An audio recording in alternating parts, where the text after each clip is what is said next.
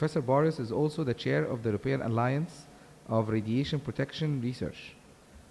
Also, he's the Vice Dean for the International Affairs and full Professor of Radiology at Zagreb University School of Medicine in Croatia. He is the past President of the European Society of Radiology and honorary member of the RSNA. The chair of the MOH Advisory Board of the National Screening and Breast Program in Croatia. Thank you very much, Professor Boris, for being with us, and we're looking forward for your presentation. He's online. Professor Boris is online. As mentioned. Egyptian friends, I'm very honored to be invited to this important conference and very sorry that I wasn't able to travel due to health reasons. And I hope that this recorded lecture will be fine for you. So the title I was given is The Role of Radiologists in the Changing World of Healthcare. As we know, there are many challenges for radiologists currently. Demand for imaging from patients and referrers is rising continuously everywhere. Many countries are facing shortages of radiologists. Major issue is the appropriateness and justification of imaging and imaging referral guidelines.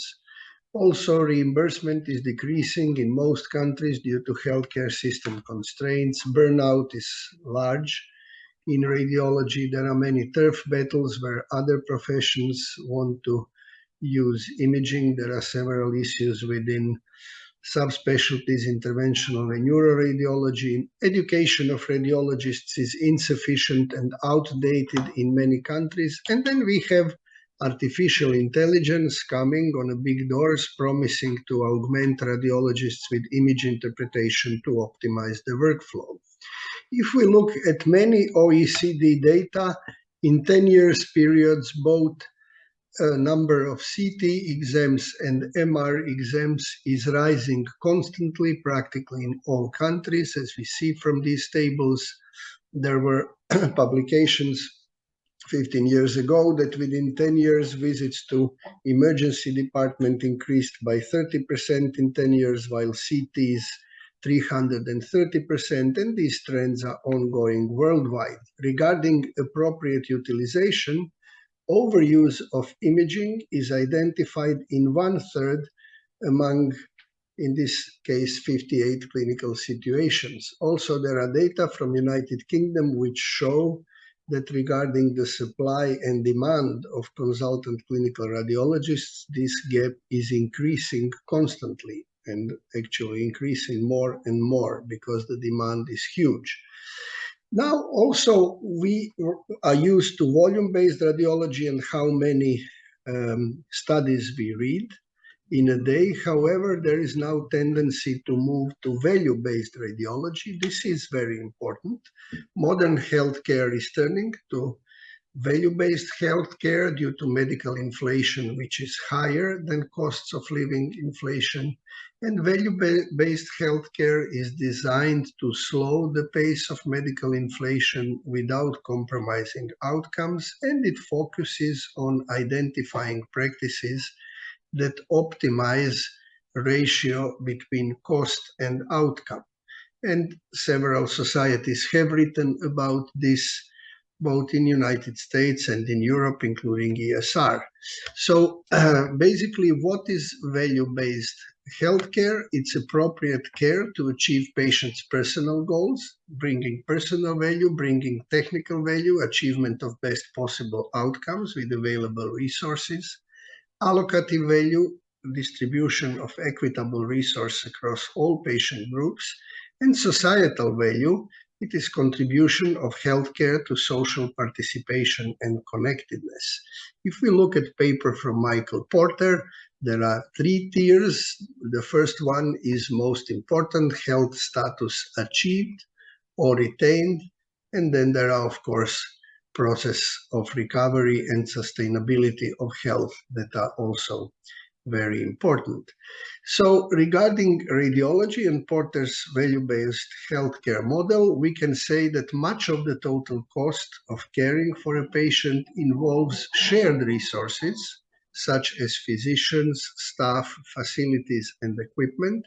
And in a well-functioning system, creation of value for patients should determine the rewards for all other actors or stakeholders in the system.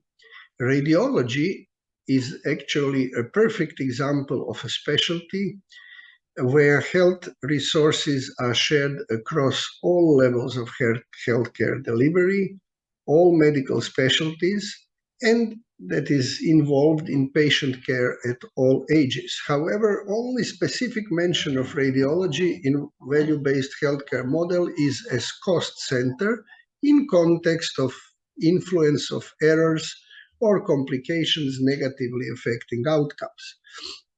So when we speak about delivery of value, radiology is there in prevention, in screening, reassuring of absence of disease and radiation protection, in detection with population of screening and individual patients, in diagnosis with high-level subspecialist interpretation, image-guided biopsies, and using clinical decision support. Then in therapy delivery and monitoring, whether patients are responding or not, looking at different imaging biomarkers, in interventional radiology, in prognosis, and then also in other elements like teleradiology, multidisciplinary teams, teaching, research, and communication.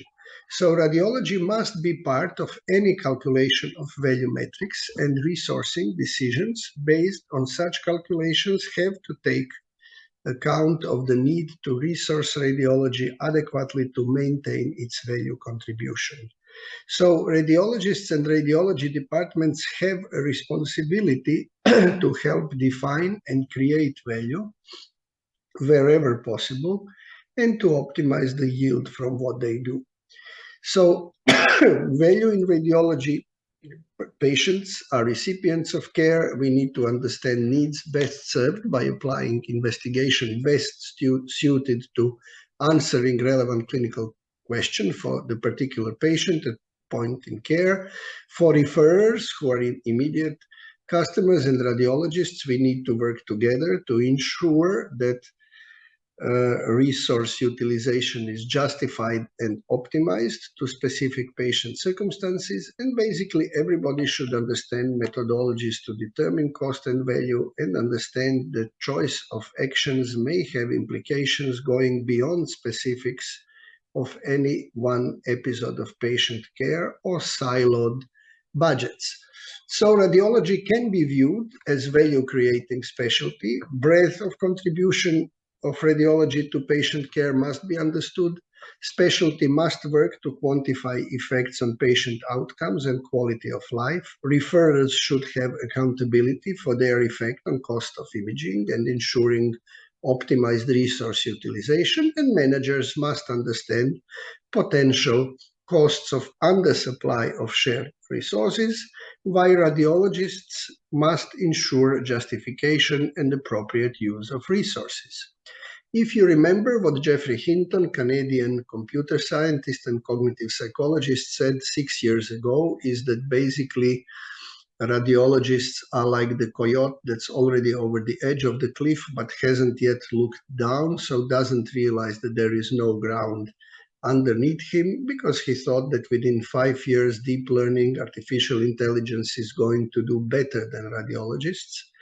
And he recommended not to train radiologists, and also that safe jobs for the future should be those where there is a requirement of interacting with people and using social intelligence, where it involves creativity and coming up with clever solutions and requires working in an unpredictable environment. So artificial intelligence is coming, and basically we need to train young generations and prepare them for a very long period and progress, which will be much faster in the future. We are now training people maybe for something they will not do, and we need to enable them to deal with all changes and challenges of the future.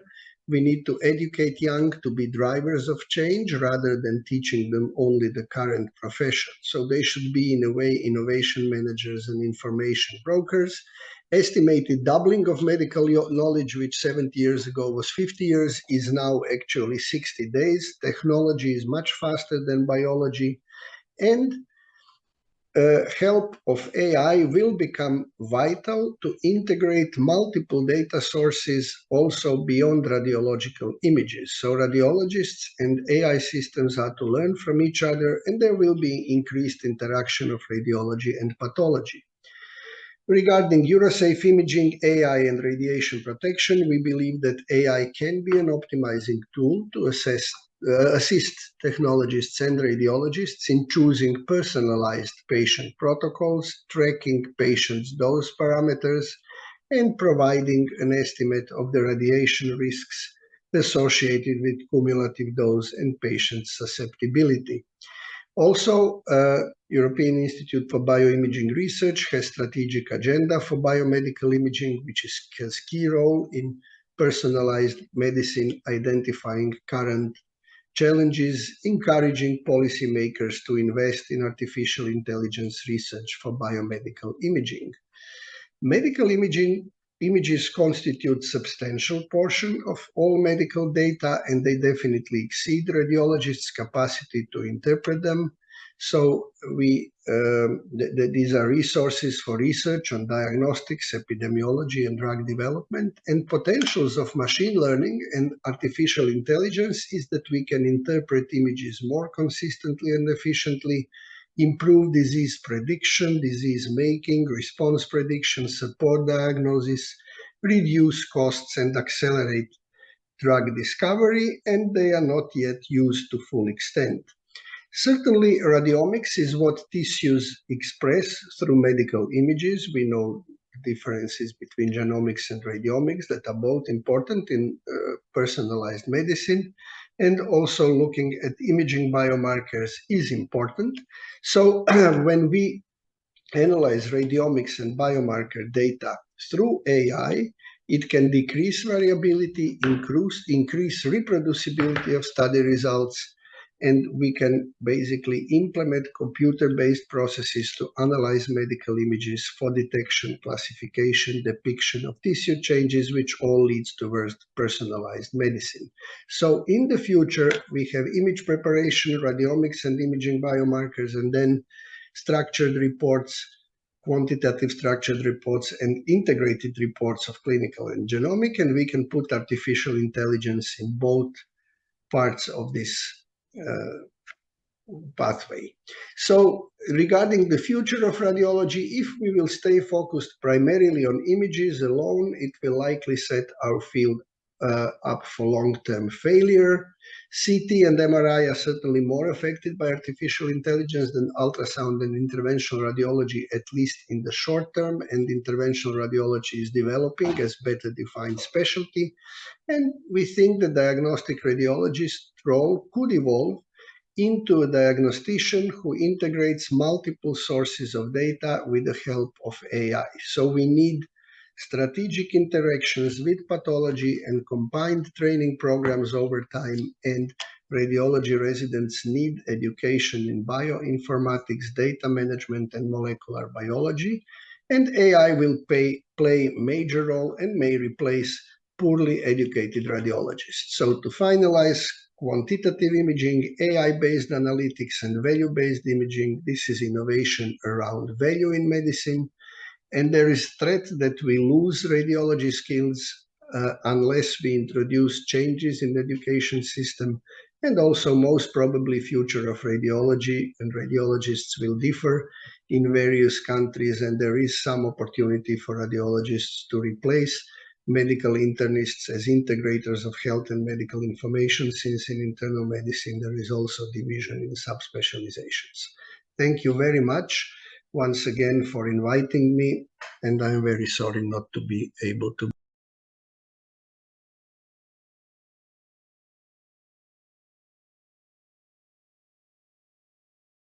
Desserts are truly the perfect ending to any meal. That's why I'm delighted and honored to introduce Professor Diana Paez.